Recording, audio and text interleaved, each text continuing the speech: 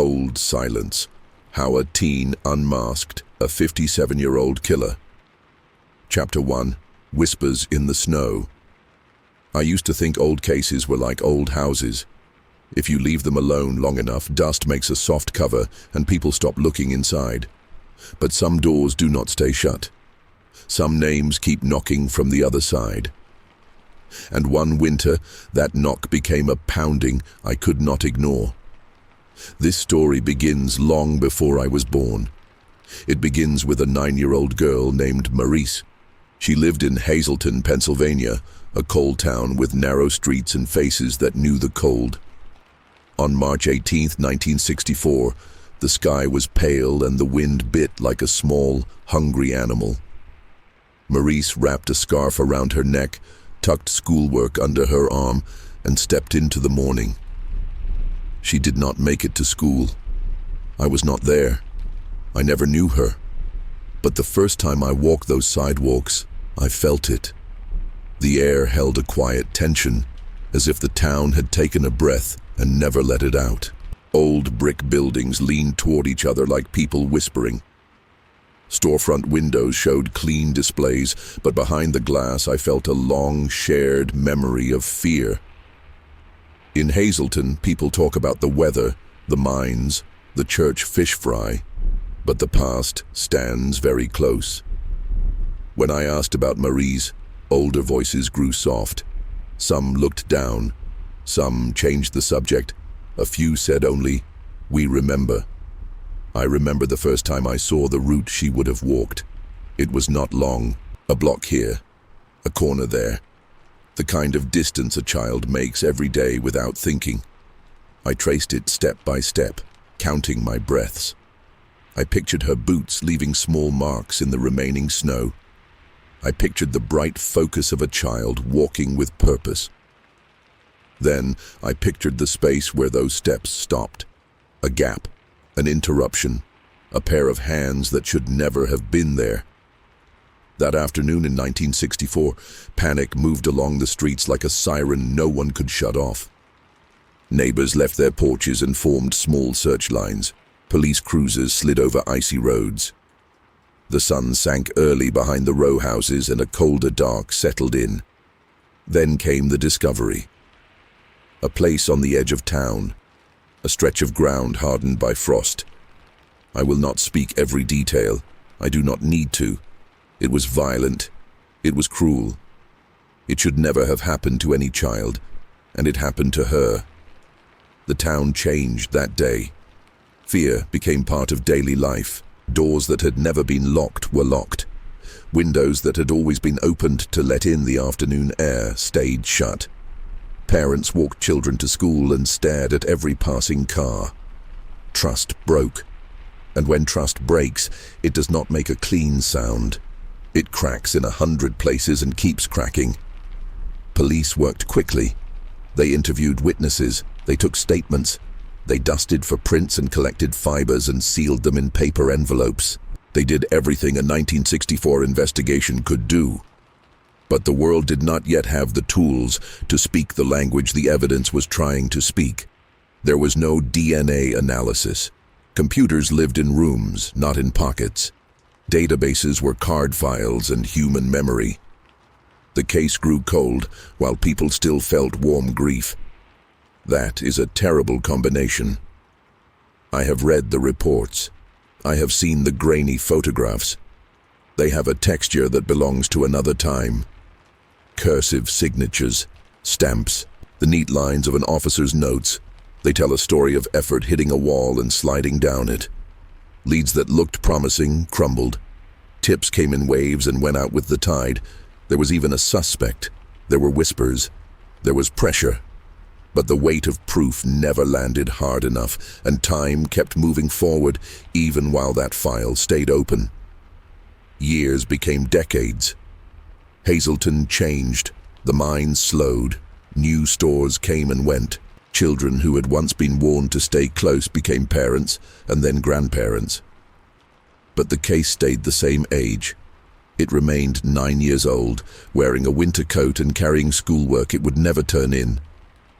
There is something strange about grief that lasts that long. It does not stay loud. It becomes a low thrum under everything else. You can live your life above it, but the vibration is always there. I did not come to this story as a detective or a reporter. I came as a person who could not stop hearing that low thrum. I had questions that felt impolite to ask and impossible to ignore. Who did this? How did he walk around after? Where did he go? Did he pass the people who searched for her? Did he stand in a grocery line next to a grieving mother and look away? Did he ever fear the knock at his own door? Or did he learn how to live with what he had done, the way a town learns to live with what it cannot fix? Sometimes I think about the box that held the evidence, paper envelopes, a sealed slide, labels written by hands that may no longer be alive. Those objects sat quietly through every season for over half a century. They sat while whole lives began and ended. They sat while science caught up. When I picture that box, I imagine it is not silent. I imagine it hums with a small electrical sound of stored truth, waiting for someone to open it at the right moment and ask the right question. That moment would not belong to a veteran detective. It would not belong to a famous profiler or a well-funded task force. It would belong to someone young, someone who did not know that a case like this was supposed to be impossible. Someone who had never learned the limits other people accept. It would belong to a teenager. I know how that sounds. A kid, solving what grown men and women could not solve for 57 years. It sounds like a movie pitch. But real life sometimes forgets the rules of genre. Real life hands the key to someone who has never owned a house and says, "Try this." Real life lets a school assignment become a door. Before that key turned, something else had to happen. The old case had to wake up. A detective had to take the file back out. A lab had to take the slide back in. Evidence that once had no voice had to be given a microphone. And when the results came, they did not say a name. They said a code, a pattern, a whisper in a language made of A's and T's and C's and G's, a genetic ghost pointing in a direction. I remember the first time I saw a family tree built from nothing but tiny chemical letters. It looked like a winter forest, bare branches reaching for other bare branches, waiting for leaves that might never grow. But if you look long enough, patterns appear. A surname repeats, a location echoes, a line bends toward another line, and you see not just people, but paths. Somewhere in that tangle, a man who thought he had been invisible was standing in plain sight. When I close my eyes, I can still feel the cold of that first walk I took along Marise's route. The sky was the color of old paper. A dog barked somewhere behind a fence. A plow scraped a street 2 blocks over, slow and steady. I remember the sound of my breath in a scarf and the way my fingers stiffened even inside my gloves. I tried to imagine what a child hears on a morning like that. The crunch of snow, the small joy of seeing your breath, the way your mind drifts to school, to friends, to recess, a normal morning. And then I tried to imagine the change, the sudden presence, the fear, the silence that follows a scream when no one hears it. It is a hard exercise, but it matters, because if we cannot imagine the moment, we cannot understand the damage time tries to hide. People asked me why I cared. I did not have a clean answer. Some stories attach themselves to you without permission. They pull at your sleeve until you turn around. Maybe I cared because the victim was a child. Maybe I cared because the town carried the weight so quietly. Maybe I cared because I am stubborn and do not like the word unsolved. Or maybe I cared because the past is never really past, and I could feel this one trying to step forward. There is a truth about cold cases that no one tells you. The word cold does not mean dead. It means waiting. Waiting for a new tool. Waiting for a new pair of eyes. Waiting for the person who sits down with the box and refuses to stand up until a path appears. Waiting for the nerve to say, "What if we try this next?" I stood in the cemetery where Marise is buried. The ground gave under my boots and a winter bird tapped a branch above my head like a small metronome. Her name on the stone is simple. There are dates. There are flowers that someone still brings. I read the letters out loud. I promised I would not turn away. It felt strange to speak to granite, but it felt stranger not to. The wind carried my words and tore them into pieces, and still I felt heard. You can call that grief or imagination. I call it a promise making its shape. The first pages of this story are heavy. They should be. But I am telling it for a reason that is not only sorrow. I am telling it because a door did open. Because the frozen ground did thaw. Because a teenager, a student with curiosity and patience, found a way to aim new light at old shadows. And when that light landed on the right face, history moved. If you stay with me, I will show you the town as it was and as it is. I will show you the case file, the timelines, the early mistakes, and the small, stubborn pieces that endured. I will show you how an old slide, a string of letters, and a family tree built on distant cousins led to a name long buried in everyday life. I will show you what persistence looks like when it wears a backpack and does homework after dinner. But before we move forward, you need to feel what Hazleton felt for years. Not the loud panic of breaking news. The quiet ache of days stacking up without answers. The way children grow up and move away while a single morning never moves at all. Sit with that. Hear the wind. See the breath. Walk the route. Stand in the space where the footprints stop. Then ask the question the town kept asking in 100 small ways. Who? That question is the spine of this story. Every page bends around it. Every choice points back to it. And though the answer will come, it will not undo the past. Nothing can. Justice in a case like this is not a clean trade. It is a name placed where there was once a blank. It is a quiet moment at a graveside where someone finally says, "We know." It is not enough. It is what we have. I am ready to tell you how the first real crack formed in the ice. I am ready to show you the moment when the evidence was warmed by new hands and began to speak. I am ready to introduce you to the teenager who refused to accept the word impossible. But to honor the beginning, I will end this chapter where it started, with the snow, the breath, and the whisper of a town that held its voice for too long. My name is not important yet. What matters is the promise. I will carry this story carefully. I will keep the details plain. I will not trade dignity for drama. I will not speak to the dead like I own them. I will stand next to a name carved in stone and say it with care. Marise, we are listening. We will keep listening until the silence gives back what it can. That is where I begin, in the cold, with a whisper that has waited 57 years to become an answer.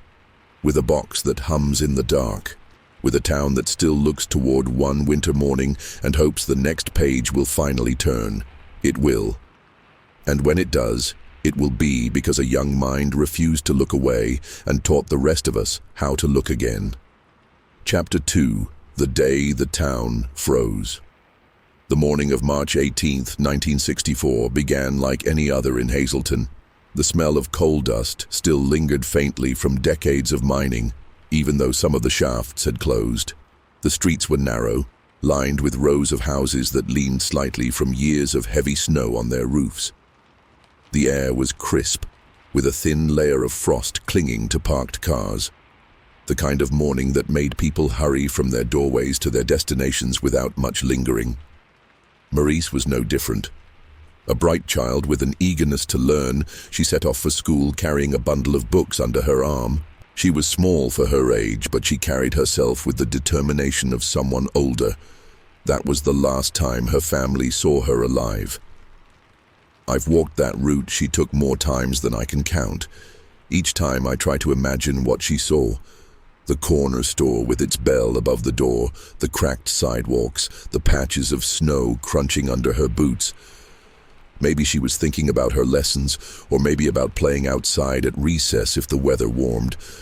Whatever her thoughts were, she didn't know that somewhere along that walk, danger was waiting.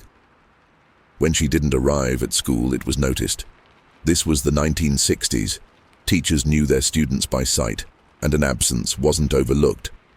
Calls were made, and by midday the concern was growing. Parents began phoning each other, asking if anyone had seen her. That concern quickly turned into alarm. The search started small. Neighbors stepped outside to check alleys and backyards. Friends retraced her path, calling her name. By late afternoon, police were involved, their presence announced by the low hum of patrol car engines and the squawk of radios. The winter sun dipped early, casting long shadows across the streets. The air grew colder, and with each passing hour, hope began to fray. It was on the edge of town where the search ended, a patch of land, half frozen, half muddy, shielded by skeletal trees. That's where they found her. The details of what was done to her were as brutal as they were senseless. Even now, decades later, the cruelty of it defies explanation. She was just a child. The scene was roped off, but in a small town, news travels faster than barriers can be set. People gathered, whispering to each other, some weeping openly, others standing in stunned silence. Fear had arrived in Hazleton, and it was here to stay. Detectives began their work immediately. They took statements, photographed the area, and collected what evidence they could. In 1964, the science of solving crimes was far from what it is today. They had fingerprints, but no matches in their limited files. They had fibers, but no database to compare them against. They had physical evidence that could speak, but the tools to hear it hadn't been invented yet. There was talk of suspects. A few names floated through the community, whispered in kitchens and at corner tables in diners. But no arrest came.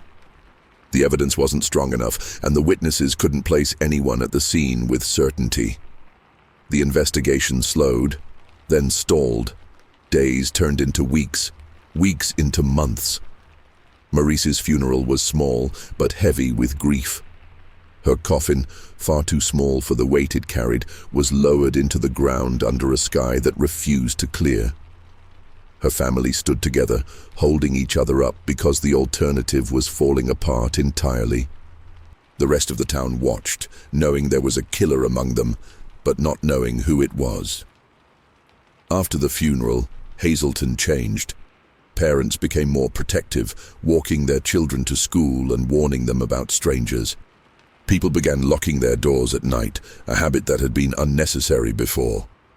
The case remained open, but with each passing year, the hope of an arrest grew dimmer. The killer had slipped away, not into the dark, but into everyday life, hiding in plain sight. That day froze the town in more ways than one. It froze the trust neighbors had in each other. It froze the sense of safety people once felt on their own streets. And for Marise's family, it froze time itself. She would always be 9 years old, her life cut short on an ordinary walk to school. For decades, the case sat in a box, evidence sealed in envelopes, photographs fading at the edges. But the truth doesn't fade, not really. It waits. And in this case, it waited for the kind of breakthrough no one in 1964 could have imagined.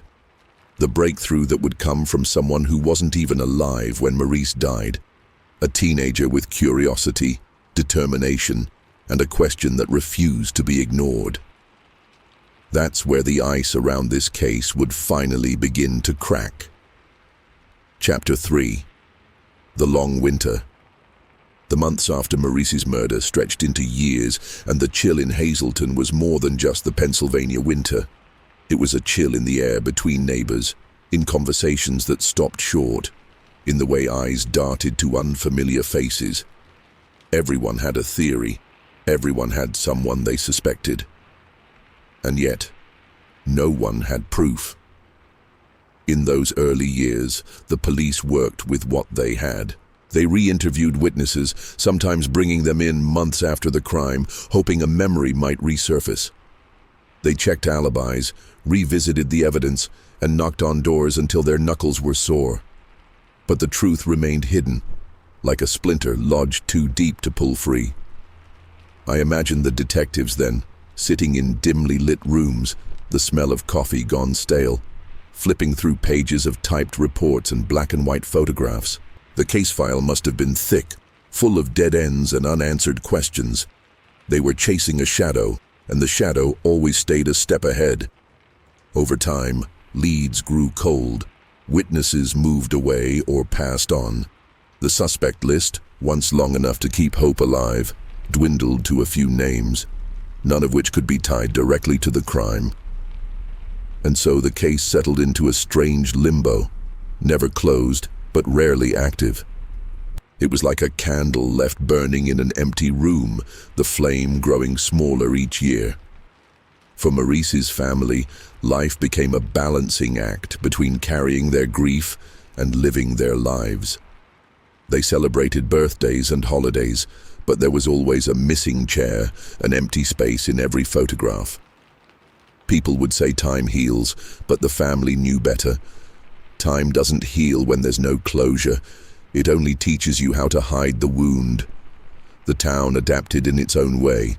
Hazleton learned to live with the unsolved murder, the same way it learned to live with the cold winters and the slow decline of the coal industry.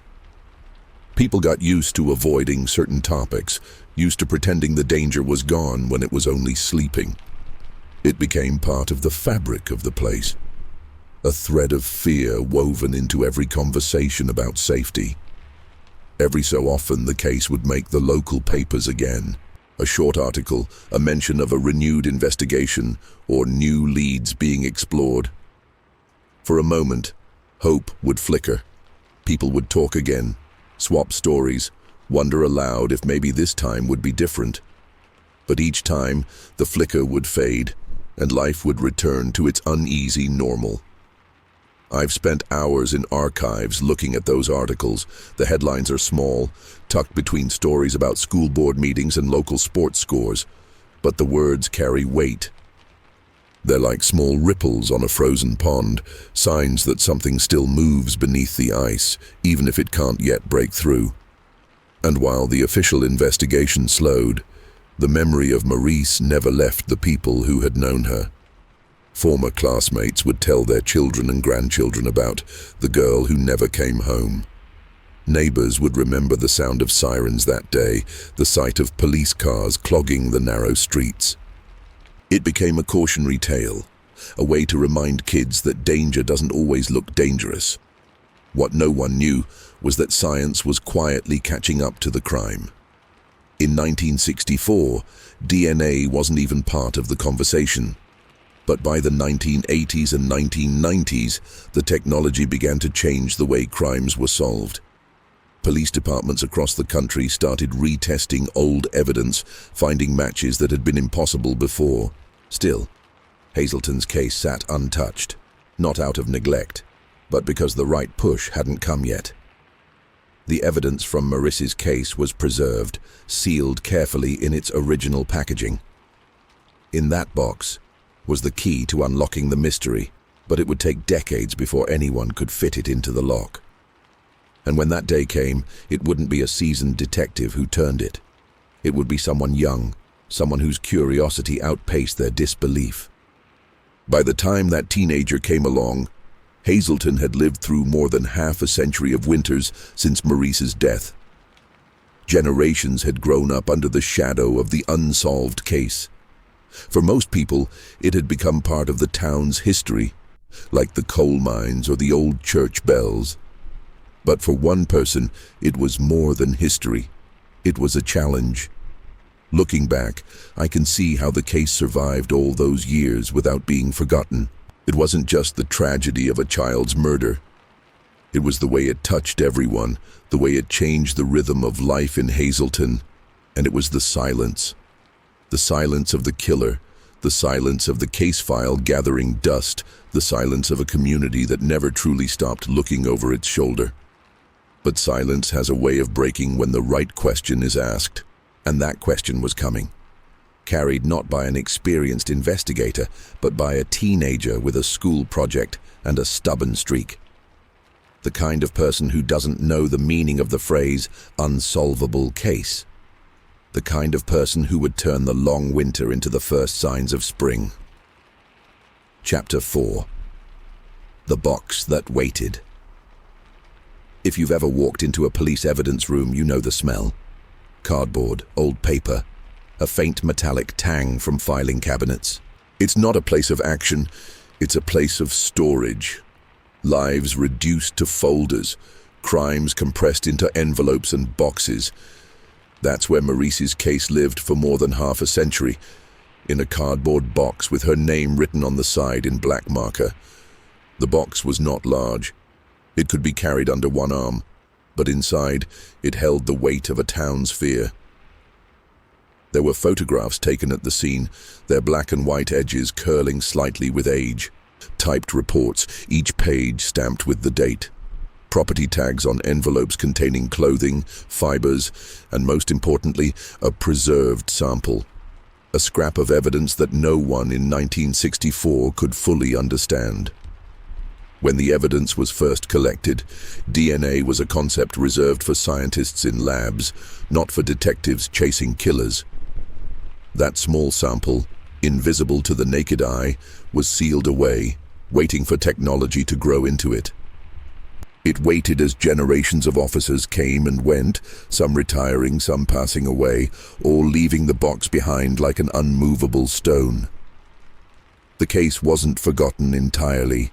Every so often a detective would pull the file, skim the pages, make a few calls, and hope something new had surfaced. But in the absence of fresh leads, the box always returned to its shelf, the crime unsolved and unyielding. By the early 2000s, DNA testing was revolutionizing criminal investigations. Cold cases were being reopened, and long-hidden killers were being found. But Hazleton's police department was small, and resources were limited. They had other cases, newer ones, demanding attention. Marise's file stayed in the queue, waiting for someone with the time and will to dig deep. That someone arrived in the form of a detective named Daniel Wallace. He wasn't from Hazleton originally, but he'd heard about the case through department chatter. Something about the details stuck with him. He was the one who first pushed to have the evidence re-examined using modern DNA analysis. It wasn't an easy process. Funding was tight, and every test came with a cost. But Wallace was patient. He made calls, filled out forms, and eventually got approval to send the evidence to a state lab. The results were promising but incomplete. The lab was able to generate a partial DNA profile from the preserved evidence, a series of genetic markers that could identify a suspect if his DNA was already in a criminal database. But there was a problem. The profile didn't match anyone in the system. The killer had no prior record, at least none that required giving a DNA sample. It was a lead, but a frustrating one. The case returned to the shelf. Then came the rise of something new. Genetic genealogy. It was a technique that used public DNA databases, often built from people submitting samples, to learn about their ancestry. Detectives could upload an unknown suspect's DNA profile and search for relatives, even distant ones. From there, they could build family trees and work their way toward the person they were looking for. At first, this method was controversial. Some called it invasive. Others saw it as a breakthrough. But in cold cases like Marise's, it was hope. And it was that hope that would eventually lead to the person who could finish what Detective Wallace started. This is where the teenager enters the story. He wasn't a detective. He wasn't a forensic scientist. He was a high school student named Eric Schubert, working on a genealogy project. Eric had an unusual hobby for someone his age. He liked solving family puzzles. While his friends played video games or scrolled through social media, Eric spent hours building family trees from online records. He was meticulous, patient, and fascinated by how the smallest clue could connect generations. One day, Eric heard about the possibility of using genealogy to help solve cold cases. The idea lit something inside him. Here was a way to use his skills for something more than tracing distant cousins. Here was a way to bring justice to families who had waited too long. He began offering his help to law enforcement, and in 2018, he reached out to Hazleton police about the Chiverella case. At first, there was hesitation. He was young, still in high school. Could a teenager really handle a case that had stumped professionals for decades? But Eric's determination was hard to ignore. He explained his process, how he could take the partial DNA profile and compare it against entries in public databases. From there, he could identify relatives of the suspect and use public records to piece together a family tree. Detective Wallace decided to give him a chance. Eric received the genetic information and the work began. It wasn't glamorous. There were no chase scenes, no dramatic confrontations. Just hours of searching census data, birth records, obituaries, and marriage certificates. Every new name was another branch on the tree, another possible path toward the killer. Weeks turned into months. Sometimes the trail went cold, and Eric would have to backtrack. Other times, a small discovery would open up a new line of inquiry.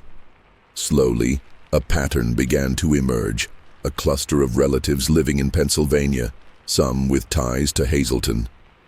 Eric narrowed it down to a few families, then a few individuals, and finally, one name. A man who had been alive in 1964, living in the area, and who matched the genetic profile. A man who had never been arrested for a crime that required giving DNA. His name was James Paul Fort. Forte had died in 1980, long before DNA testing could have caught him. But records showed he had a troubling history, including an arrest for sexual assault years after Marise's murder. That charge had been dropped, but it painted a picture of someone capable of terrible violence. The match was confirmed when investigators obtained a DNA sample from Fort's exhumed body. It was a perfect match to the evidence collected from Marise in 1964. After 57 years, the box had finally given up its secret. I think about that box often, about how it sat in the dark for decades, holding answers no one could yet read. About how it took the curiosity of a teenager and the persistence of a detective to finally turn the lock. And about how, even after all that time, the truth still mattered. To the family, to the town, and to anyone who believes that justice doesn't have an expiration date. The box waited, and when the right hands opened it, the silence began to break. Chapter 5. A Teenager's Map to a Killer. When Eric Schubert began working on the Chiverella case, he didn't think of himself as a detective. He thought of himself as a problem solver. To him, the past wasn't a set of dusty records. It was a living puzzle, waiting for the right person to fit the pieces together. Most people, when they hear about genealogy, imagine old photo albums and distant relatives no one talks to. But for Eric, it was about connections. Links between people that told stories no one had ever heard. His tools weren't a badge and a gun. They were a laptop, a steady Wi-Fi connection, and a sharp eye for patterns. The first thing he did was upload the suspect's partial DNA profile to public genealogy databases. These weren't police databases. They were platforms where ordinary people uploaded their own DNA results to find relatives or learn more about their heritage. It's a strange thought, but the same service that can tell you if your great-great-grandfather was Irish can also help identify a murderer. When the profile went into the system, matches began to appear. None of them were close relatives of the killer. No brothers, sisters, or children. Instead, they were distant cousins, some barely related at all. To a casual observer, it might have looked like nothing. But to Eric, it was the start of a map. Building that map meant tracing each match backward in time. He studied their family trees, looking for where they intersected. He combed through census records from the early 1900s, marriage certificates, and obituary notices. Sometimes he'd hit a dead end when records were incomplete or names were too common. Other times, he'd find a rare surname that acted like a beacon. Hours turned into days, days into weeks. Eric's computer screen became a forest of branches and names, dates and places. Each piece of information was a step closer to the center of the map, the person whose DNA matched the crime scene. The breakthrough came when several of the distant relatives traced back to the same Pennsylvania county. That narrowed the focus. From there, Eric looked for men who would have been in Hazleton in 1964, who fit the right age range and whose family connections aligned with the genetic data. That's when James Paul Fort's name appeared for the first time. Forte wasn't an obvious suspect at first glance. He had died in 1980, and his name had faded from public conversation. But when Eric began looking into him, the past started to come into focus. Fort had lived in the area during the time of Marise's murder. He had a record, not for murder but for sexual assault, an accusation that had been dropped. The details were enough to make Eric's instincts sharpen. Eric presented his findings to Detective Wallace. It wasn't just a name. It was a network of evidence. The DNA matches from the database, the family tree that pointed directly toward Fort, the timeline that placed him in Hazleton in 1964. Wallace listened, reviewed the files, and knew they had something worth pursuing. Of course, a name on a family tree isn't proof. They needed DNA from Fort himself to be certain. That meant one thing: exhumation. It's a strange thing, digging up the past so literally. Fort had been buried for 40 years. His grave sat quietly in a local cemetery, visited only occasionally by relatives who had no idea what secrets lay beneath. The decision to exhume is never taken lightly. It's invasive, it's final, and it means disturbing someone's rest in the name of justice. When the order was approved, a small team gathered at the cemetery. The air was heavy, the kind of heavy that makes sound seem muffled. The ground was opened, the coffin lifted, and samples were taken. Those samples went straight to the lab. The wait for results was tense. Everyone involved knew this could be the final answer, or another disappointment. Days passed, and then the call came. The DNA was a perfect match. After 57 years, they had their man. It's hard to describe what that moment must have felt like for Marise's family. Relief, sorrow, vindication, rage, all at once. The killer was dead. Justice would never be served in a courtroom. But they finally had a name, and that meant something. It meant Marise's story had an ending. Eric's work didn't just solve a case, it proved something larger. It proved that curiosity, persistence, and a willingness to think differently could crack even the coldest cases. It proved that sometimes the hero doesn't wear a badge. Sometimes he carries a backpack and a laptop. When I think about Eric's role, I think about the years between 1964 and 2018, the decades where the case sat frozen. All it took to thaw it was one person looking at the same facts in a new way. One person asking, "What if?" That's the question that brought a killer's name out of the shadows, and it's the question that reminds me why no case should ever truly be called impossible. Chapter 6. The Name in the Shadows. When James Paul Fort's name was confirmed by the lab, it was like opening a door that had been locked for half a century.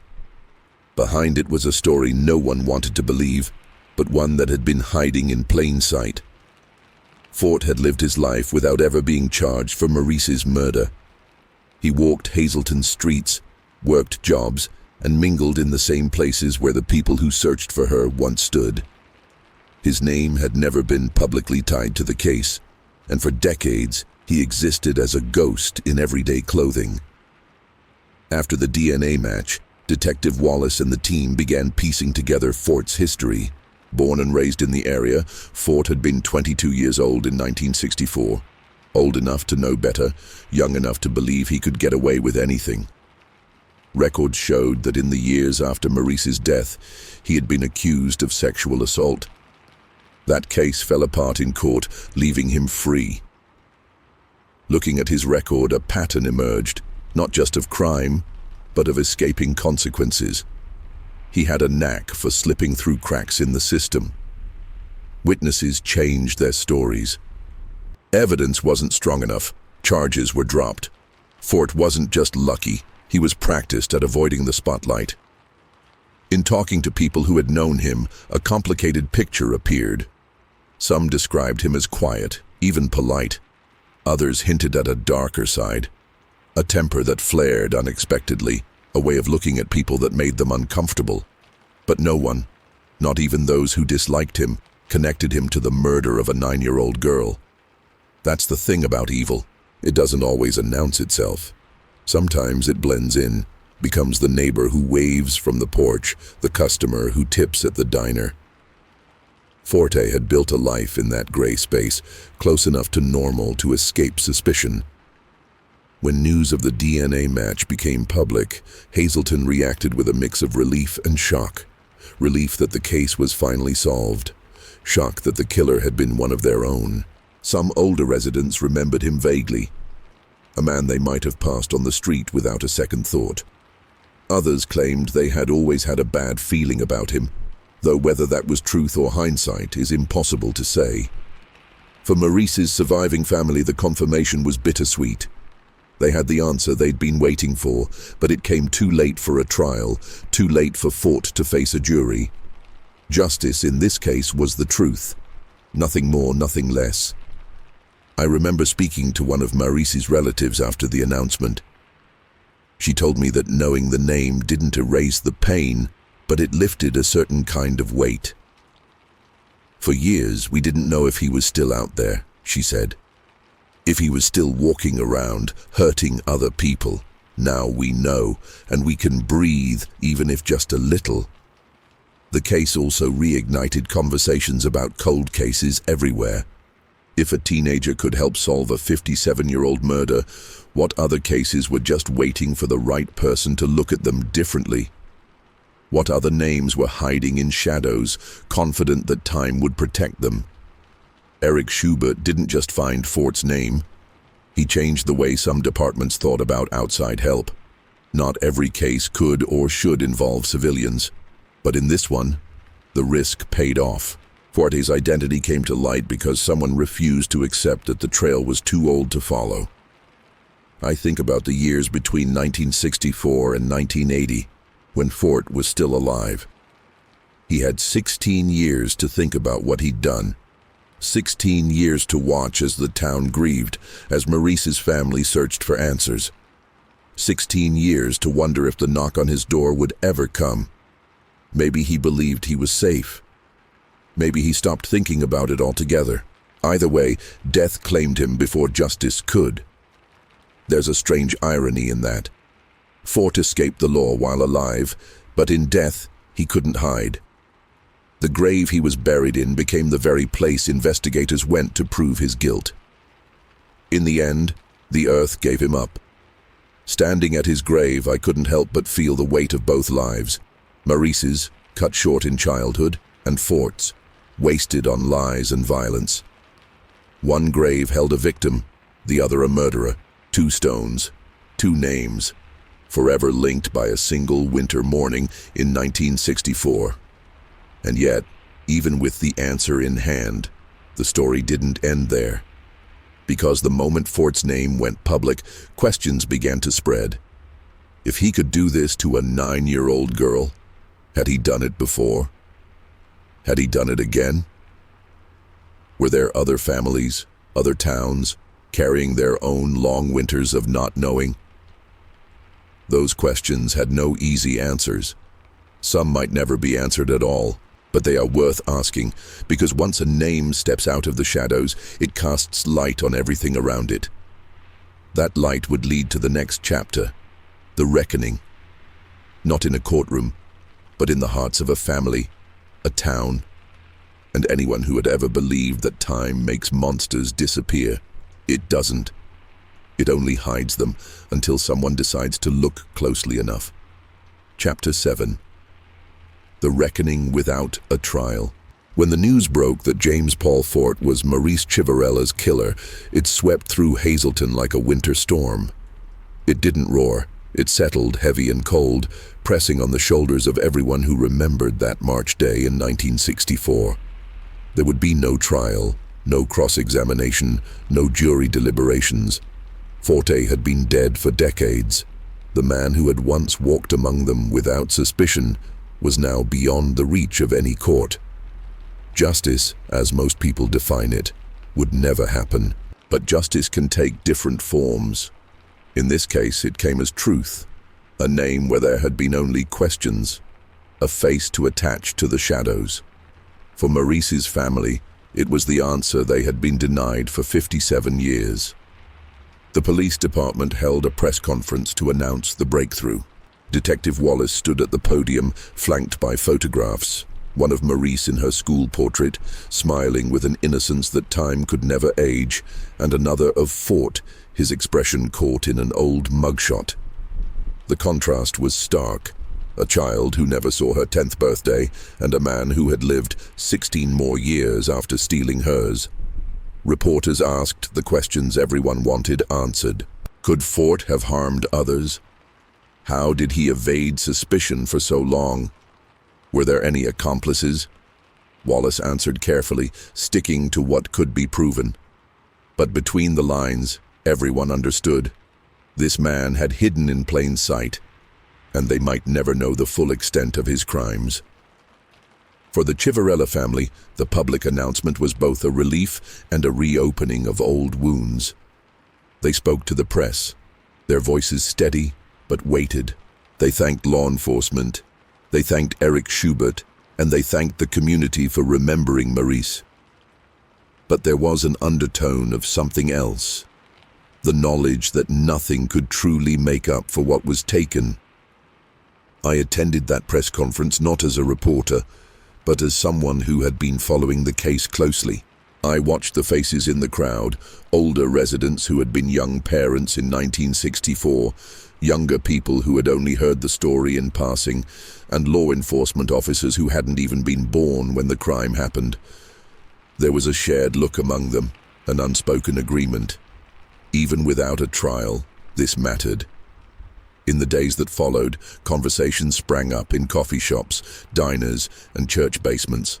People revisited their memories of the time, who they saw, what they heard, what rumors they remembered. Some admitted they had suspected Fort but had no proof. Others were stunned, saying his name had never crossed their minds. That's the danger of silence. It lets the guilty blend in so well that they become part of the background. The story spread beyond Hazleton. National news outlets picked it up, fascinated by the idea of a teenager solving a decades-old murder. Eric's name became part of the headline. People wanted to know how a high school student could do what seasoned investigators had not. He gave interviews, explaining his process, always careful to credit the police for trusting him with the case. There's a temptation when a mystery is solved to tie it up neatly and call it finished. But in Hazleton, the end of the case didn't erase its impact.